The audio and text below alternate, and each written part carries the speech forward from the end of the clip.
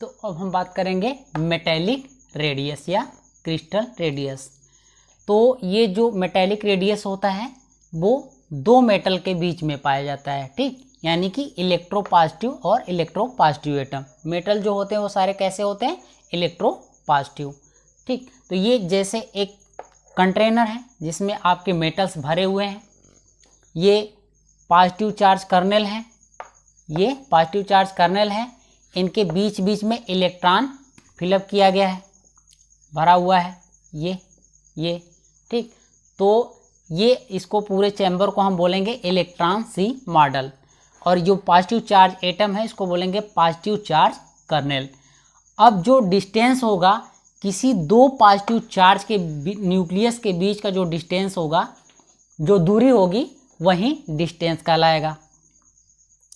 तो हम बात करते हैं इसमें जो इलेक्ट्रॉन और निगेटिव चार्ज के बीच में जो अट्रैक्शन होगा, इलेक्ट्रॉन और पॉजिटिव चार्ज के बीच में जो अट्रैक्शन होगा उसी को हम लोग बोलेंगे मेटेलिक बॉन्ड, यानी कि mutual force of attraction between electron and positive charge kernel, electron and positive charge kernel is called as metallic bond. अब जो मेटेलिक बॉन्ड होता है वो कैसा होता है, नॉन डायरेक्शनल होता है। कैसा होता है, नॉन डायरेक्शनल और डिसलोकेलाइज्ड होता है, नॉन डायरेक्शनल एंड डीलोकेलाइज्ड। अब मेटेलिक रेडियस का फार्मूला हो जाएगा आपका D/2। अब जो ओवरऑल जो आर्डर आपने पढ़ा अभी, वंडरवाल, मेटेलिक और कोवेलेंट, तो इनका आर्डर देखें रेडियस का आर्डर, तो वो आ जाएगा आपका, सबसे आपका हो जाएगा वंडरवाल सबसे बड़ा हो जाएगा, फिर मेटेलिक होगा, फिर कोवेलेंट्स होगा, ठीक। तो अब बात करते हैं फैक्टर्स की।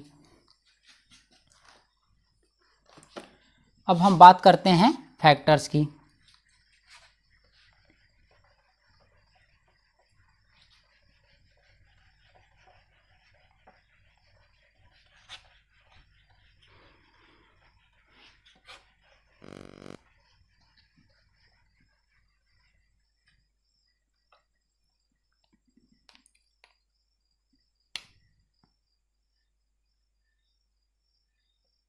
फैक्टर मतलब साइज में परिवर्तन कैसे होगा।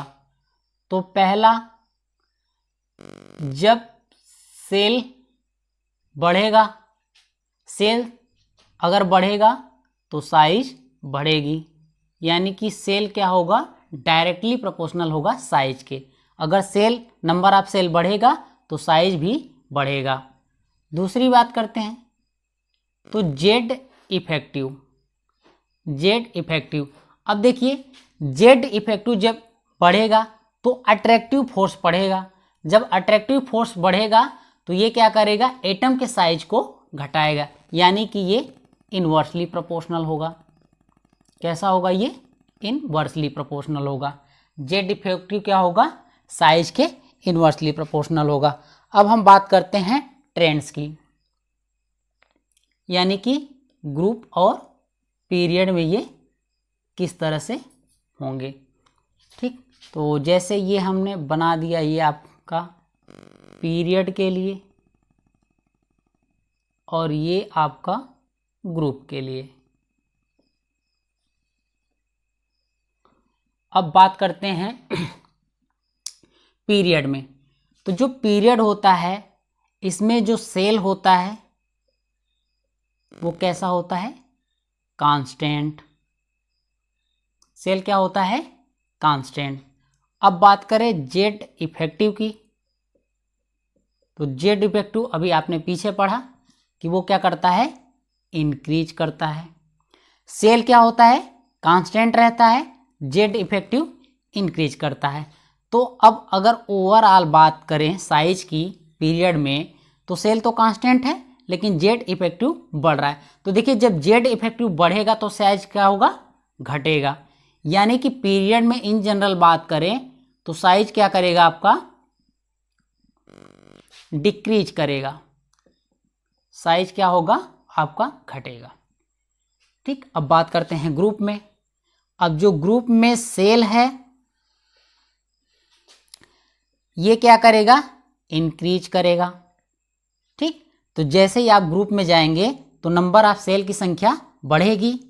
और बात करें जेड इफेक्टिव की, तो ये क्या होगा, कांस्टेंट होगा। अभी आपने पीछे पढ़ा जेड इफेक्टिव की। तो अब देखिए इसमें क्या है, ग्रुप में सेल इंक्रीज कर रहा है, सेल बढ़ रहा है, लेकिन जेड इफेक्टिव कांस्टेंट है। तो ओवरऑल बात करें तो साइज की, तो यहाँ पे साइज क्या होगा, सेल बढ़ रहा है तो साइज बढ़ेगा, जेड इफेक्टिव कांस्टेंट है, तो अब यहाँ पे साइज क्या करेगा, इन जनरल इंक्रीज करेगा। अब बात करते हैं कुछ एक्सेप्शन की।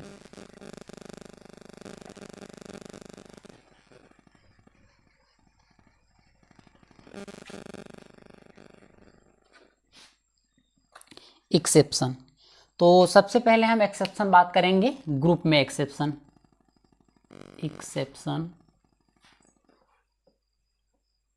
इन ग्रुप, इंसेप्शन इन ग्रुप।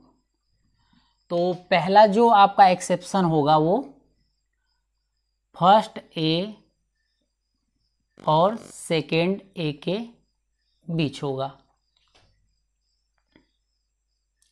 अब ये बात करें तो हाइड्रोजन को छोड़ेंगे, लिथियम होगा, सोडियम होगा, आपका पोटेशियम होगा, रुबिडियम होगा, आपका सीजियम होगा।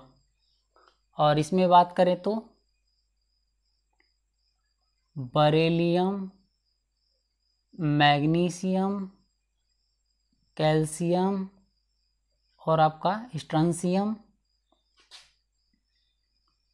Beryllium, magnesium, calcium, strontium, barium. ठीक, तो ये आपका बेरियम होगा। अब हम बात करेंगे इसमें साइज की।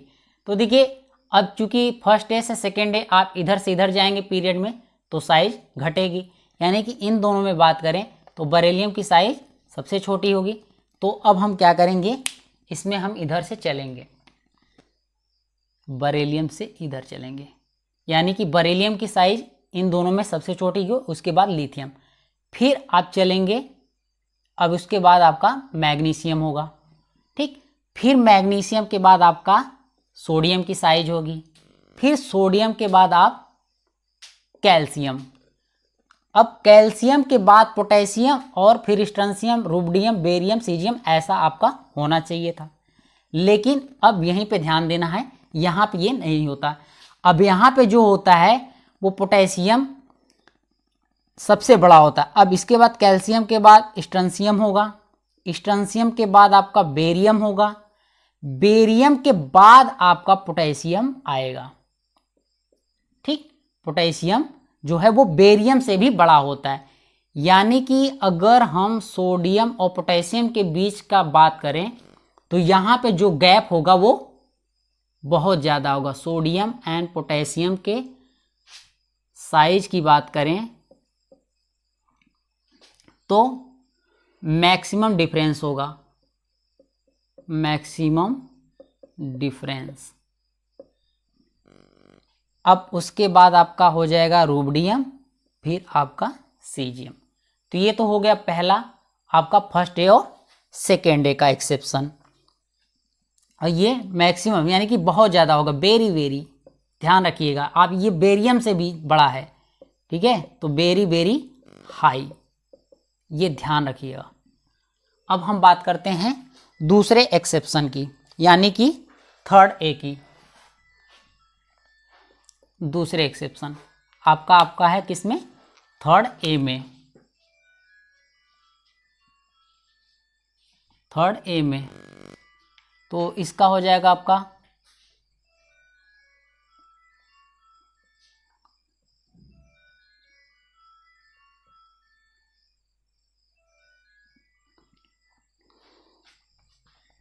तो boron, aluminium, gallium, indium, thallium. इसमें देखना है क्या है। तो इसमें देखिए नॉर्मली जो साइज होगा, नंबर ऑफ सेल अगर आप डाउन द ग्रुप जाएंगे तो क्या होगा, आपका बढ़ेगा। तो ये हम पहले बढ़ा दे रहे हैं। ठीक, तो नॉर्मली बढ़ेगा। लेकिन ध्यान दीजिए एल्यूमिनियम और गैलियम के बीच की बात करें तो अब यहाँ पे क्या होगा, यहाँ पे जो होगा वो एल्यूमिनियम की साइज गैलियम से ज़्यादा होगी।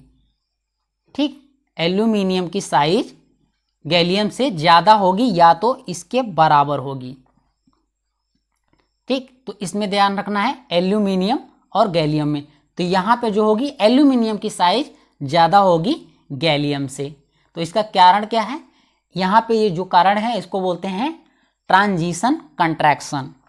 इसको क्या बोलते हैं, transition contraction. Poor shielding effect of, तो इसका रीजन क्या है आपका, हम बात करें तो ट्रांजिशन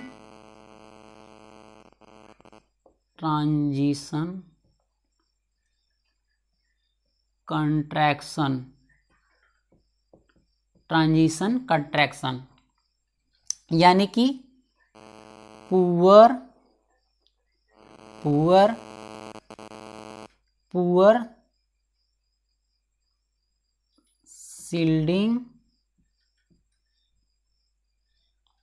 यानी कि पुअर शील्डिंग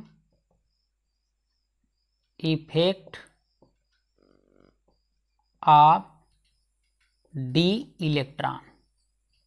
ठीक, तो यहाँ क्या होगा, ट्रांजिशन कंट्रैक्शन यानी कि poor shielding effect of D electron of gallium.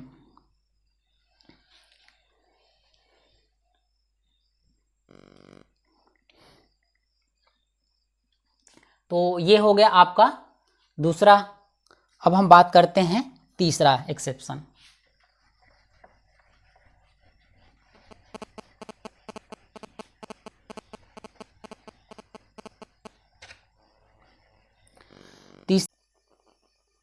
तो अब एक्सेप्शन आपका डी ब्लॉक में, तो ये आपका एक्सेप्शन है जो थर्ड बी से लेके फर्स्ट बी तक।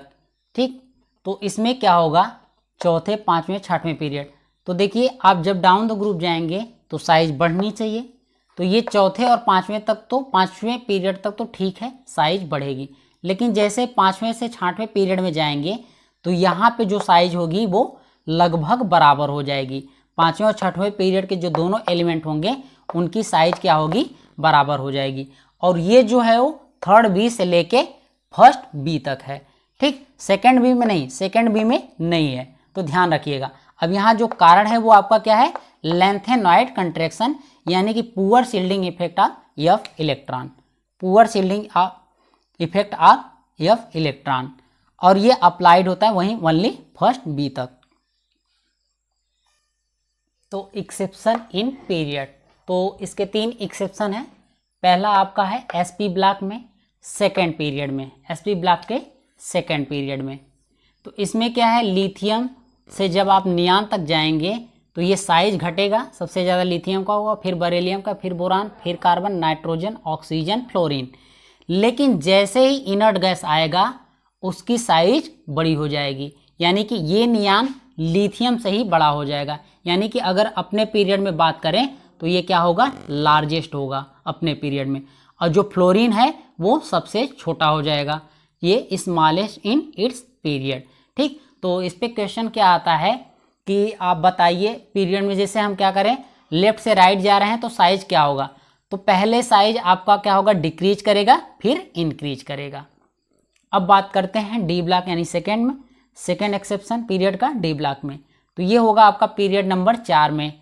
अब क्या होगा, हम जब स्कैंडियम से जिंक तक जाएंगे तो ये क्या होगा, पहले साइज वेनेडियम तक तो घटेगा।